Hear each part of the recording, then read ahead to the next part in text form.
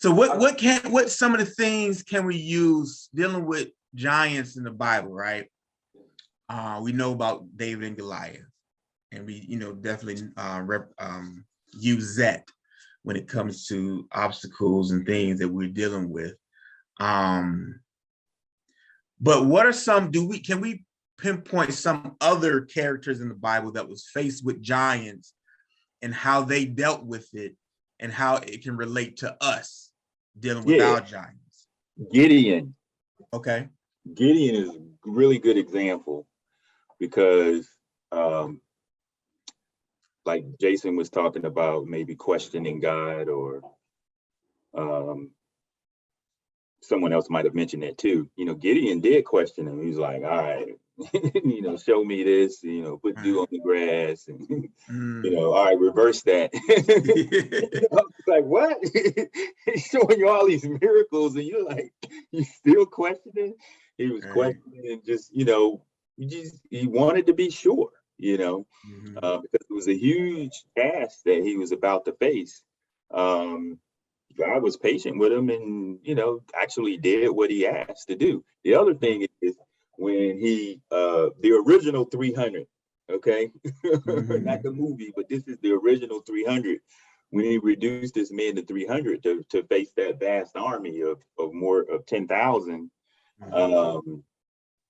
that's a big giant. And you think about that, you got just 300 dudes that's just going to go up against this army of that many. That had to be scary. But the other thing was he showed them that they were afraid of him.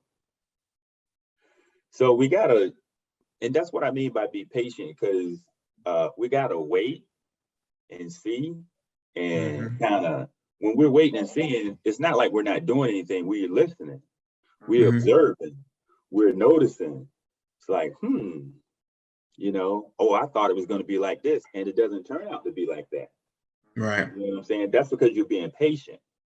And then the solution can come.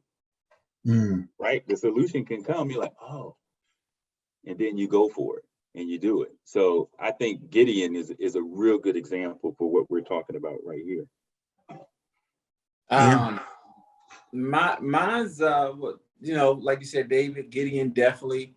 I'm gonna tell you one that is a different angle and different look, but Abraham and Sarah.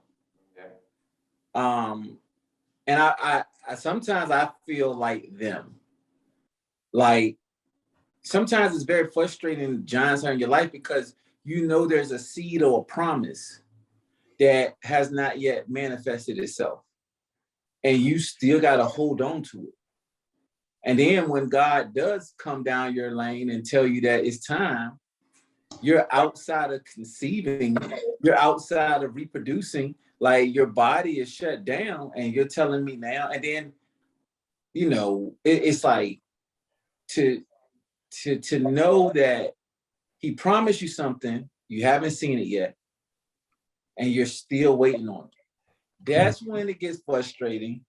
But yet, on top of that, God's gonna quote unquote ask you to sacrifice your son, and the faith that it took, and then how God has promised that you're gonna be the grandfather of all of us. And I don't even see the first one, and it's gonna be so many you can't number, and it's like, and is this an afterlife? Right. And those are the things, man, that sometimes to me are the giants that I find myself facing. Promises that I know are promises. I heard them, but you're waiting on it and you get frustrated. And I don't want to be like, well, yeah, let me say it right. Because people are watching. My wife. That's a giant. Let's make sure. But as Sarai took it in her own hands to come up with a solution that Abram went with at the moment. But it was like, we can go try to maneuver and mess some stuff up. And then you hurt so many other people in the process of it. Ishmael hurt, You know, his mama hurt. She running away. You know what I'm saying? She thirsty. You know what I'm saying? She in a thirst trap. Then the Lord had to come to her at the brook. You know what I'm saying? So you find yourself thirsty and knowing you was part of something that, but God still comes up. He still prevails. He still looks out. So at the end of the day, man, I'm like the Abraham in us, the promises that God has made that has not always developed yet. Waiting on them. Mm-hmm. It can be frustrating and yeah. But think about Jesus, man. He knew he was gonna die on a cross. That's a huge giant, bro. Drop the mic. Drop the mic, Right. Tracy. Go ahead, drop the mic. That's huge, man. I mean, and this dude was so calm and collective. Are you with me? Mm-hmm. He knew what was going to happen. You know, and he was like, okay, you know. So when you see the model of Jesus' life and the big giants that he had, and he knew what was going to take place, the little giants that we have, that ain't nothing. Right. We have the Holy Spirit within us who's leading us. If we're, wow, man, we should be like, all right, let's roll. Okay, Lord, you got my back on this one. But it's hard. You know, my mind is willing, but my flesh is weak. It's tough. It's tough. That's true. That's definitely true. What so speaking again about Giants, when Giants can have, because we talked about facing the Giants and how to deal with it, but there's a lot of time where Giants can have a grip on your life. You know, they can have a grip on your life, and you help. You know, that giant is holding on to you for a very long time. I want to know two things from that. How does that look? Right? How does that look from somebody you may know, yourself?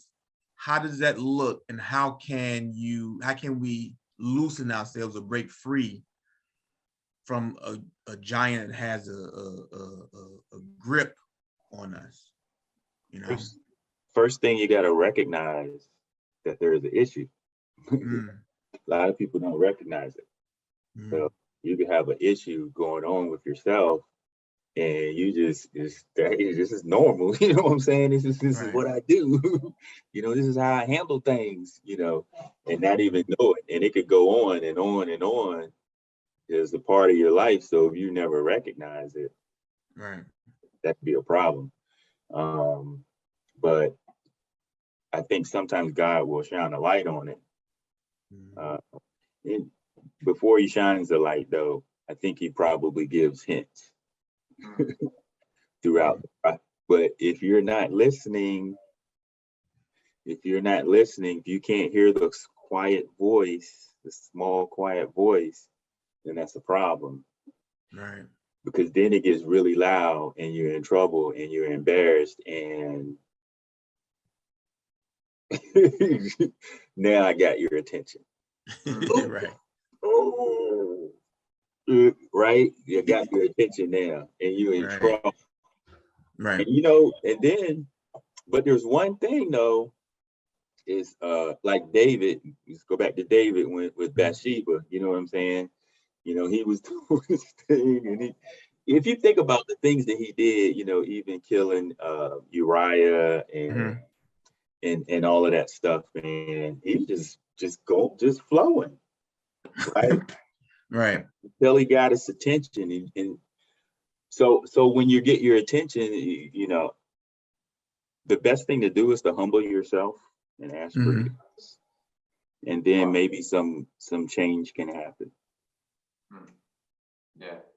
Well, my biggest giant that, you know, and how I handle it when I was younger, when I say younger, I'm 55 now, in my early 30s, I was a workaholic, man.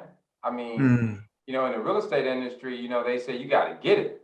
So when I was about, I guess, 27, 26, I worked 7 days a week, 12, 13 hours a day, easy. I mean, because the more I could work, the more I could see the future. You know, I thought money is trying to get it.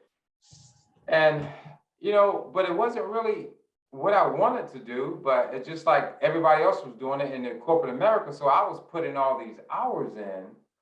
And what really changed me is when I, you know, got married and I saw my kids there, I had to make some choices. Now I got a conflict. I want to make this money to make them happy, but I'm spending all my time at work.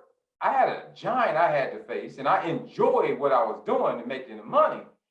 But I realized that if I kept doing that, I was going to lose my family. Are you with me?